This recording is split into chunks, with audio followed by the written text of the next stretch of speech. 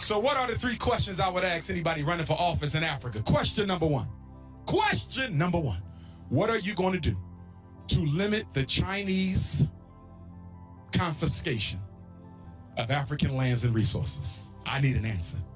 I'm not voting for you. I don't care what party you belong to. I don't care how charismatic you are. You better tell me how you're going to stop the Chinese from taking over my country. If you ain't got no answer, you ain't no leader. That's number 1. Number 2, what are you going to do to empower indigenous Gambians, our own people? What are you going to do to empower them economically so that they can build their own businesses and compete with the invader? Because guess what the aliens do? They show up in Gambia, they show up in Senegal, they show up in Cape d'Ivoire, they show up in Nigeria, they show up in Ghana, they show up in Liberia, they show up in the Congo with a boatload of poor folks from their native country. Poor! And within 5 years, they rich in Gambia. Do you know how that happens? Because they're able to get a line of credit from their bank back home. Their banks back home will finance them to come in and buy up and take over African land and resources. This is facts. This is facts. China is overcrowded. I was just there speaking in January. China is looking for places where they can strategically offload their excess poor population. And there's no better place than underdeveloped Africa. But nobody wants to talk about why Africa is underdeveloped, though. Developing nation. Ain't no damn developing nation. There's oppressed nations and oppressor nations. That's it. How about some second world, third world? This ain't no Back to the Future movie. There's oppressed and oppressor. Africa is the way she is because the European kept her foot on Africa's neck, robbed everything she had, from her people to her products. And then when independence came in 1957, beginning with Ghana, they never stopped the colonialism. All they did was put bourgeoisie Negroes in place to make you think you free, and nothing has changed. Don't get me wrong, African leaders is no more corrupt than anybody else. That's propaganda. I'm gonna say it again. African leaders are no more corrupt than European leaders. They're no more corrupt than Asian leaders. In fact, let me tell you a little secret. The World Bank and International Monetary Fund of Washington, D.C. won't even let you get to office if you're not corrupt. They need you to be corrupt. Because only if you are corrupt can they do what they want and evade the laws of the land. They need you to be corrupt. And plus, they always want to have something on you so they can blackmail you like they did Charles Taylor of Liberia.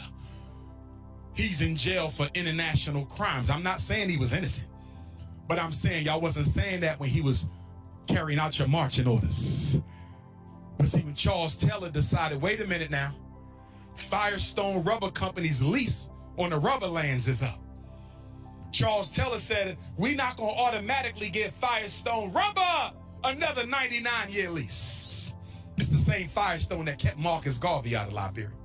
So when Charles Taylor decided to challenge Firestone Rubber, next thing you know, he's guilty of war crimes. Can somebody tell me why ain't no white folks yet been tried in international criminal court? If it's a court for criminals, how could there be no Europeans there?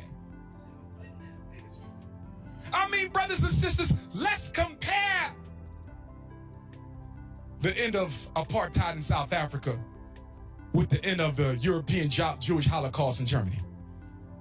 In South Africa, they had a Truth and Reconciliation Commission.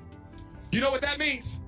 Any white person that participated in apartheid would not be held accountable for war crimes if they just come and admit what they did.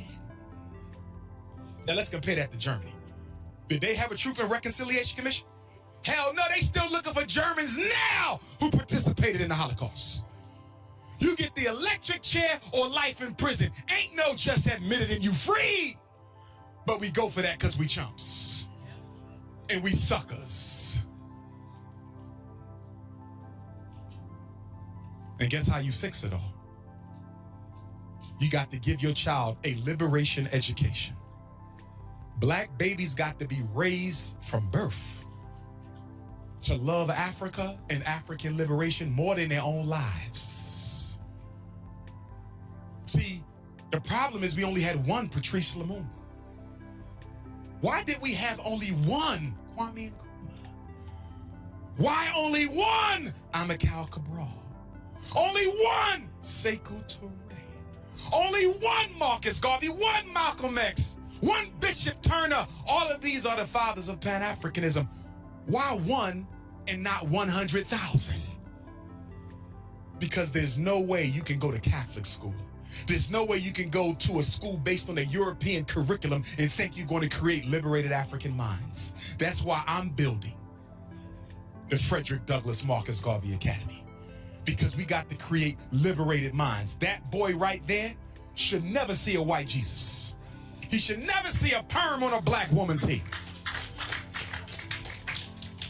If you don't grow it, you don't eat it. If you don't make it, you don't wear it. If you didn't build it, you don't drive it. Isn't it ironic that African intelligence created 90% of the automobile? Oh, y'all didn't know that, did you? And while we at it, we invented the cell phone. And while we at it, we invented the internet. Oh, yeah. Oh, yeah. The twister of education. I wish to find out what is the program in the Gambia to rewrite the curriculum. Because the curriculum in the Gambia right now is producing slaves for Europeans and Chinese.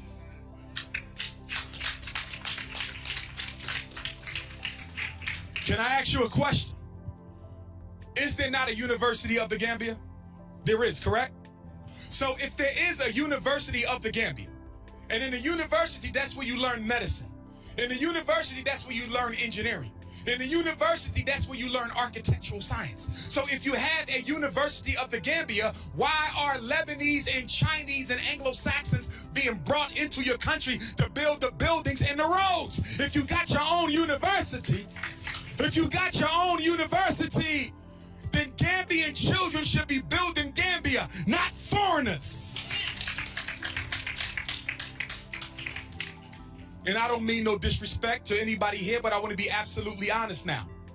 Anybody in Africa who is not a black African is an invader or an opportunist or the child of an invader or an opportunist. There's only one African, and that's the black African. There is no other one.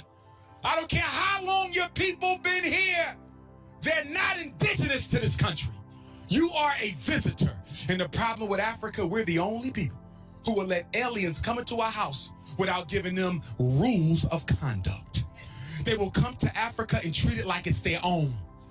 Look at you like you don't belong there. Now, in America, we are a numerical minority. In America, the African is only about 15% of the entire country. We are a numerical minority. In the United Kingdom, a numerical minority. In Asia, in Canada, a numerical minority. But nothing bothers me more than to come home to Africa and see where we are a numerical majority treated like a minority.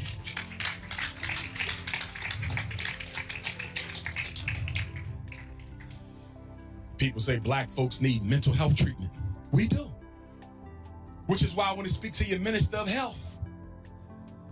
And if the Minister of Health got a weed, get a new one. Because you can't bring health if you ain't got none. I'm serious.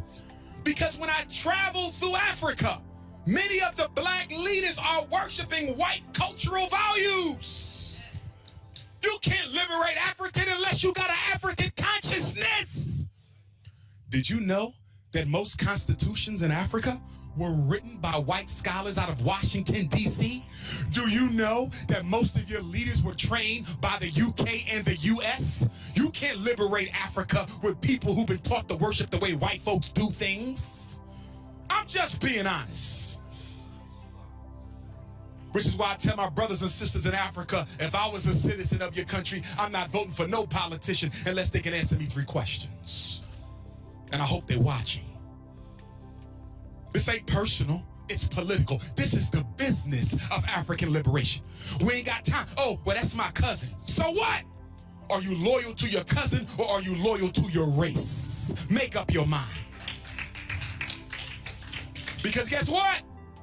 In the global African revolution, you might have to separate yourself from your own parents, from your own husband and wife. Coons got to go. We got too many black folks, coons.